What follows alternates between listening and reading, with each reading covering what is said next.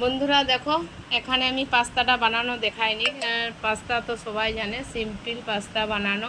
তো আজ কিন্তু আমি কোনো পেঁয়াজ টিয়াজ দিইনি, পাস্তা মশলা দিয়ে আর একটা আমার ভালো ভাজা মশলা আছে, সেই ভাজা মশলা দিয়ে পাস্তা বানিয়ে নিয়েছি। এই যে এক কড়াই পাস্তা। এখন সন্ধ্যাবেলায় সবাই পাস্তা খাবো বলছে, যতটা পাস্তা এনেছি ততটাই বলছে করে দাও, বেশি করে পাস্তা খাবো।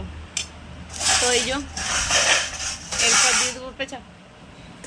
ছেলে খাওয়ার জন্যে অস্থির হয়ে আছে, ওকে আগে দিতে হবে। কড়াইয়ে উঠছে কেমন দেখ, খুন্তিতে। ওর পাস্তা খেতে খুব ভালো লাগে। আর পাস্তা কার কার ভালো লাগে অবশ্যই কমেন্টে জানিও। পাস্তাতে যত মশলা দেওয়া হোক, গায়ে পাস্তা মশলা লাগেই না। এত চামচ, কত চামচ নিয়ে বসে। তুই চামচ নেবি? তুই ওটা খা, আরও দেবো। এটা দিচ্ছি তোমাদের দাদা ভাইয়ের পাস্তা।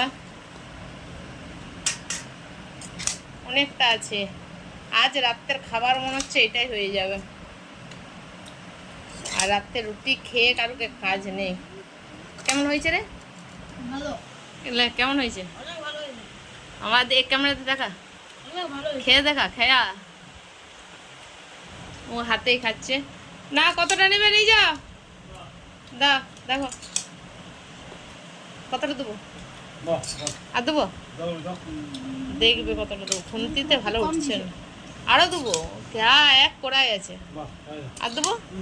এই পাস্তাটা খেয়ে আর জল খেয়ে এটা ডবল হবে। আর এখানে আমি নিয়ে দেবো। ঠিক আছে বন্ধুরা, ভালো থেকো, সুস্থ থেকো। কে কে পাস্তা খাবে চলে এসো। সসটা ফ্রিজে আছে। এই যে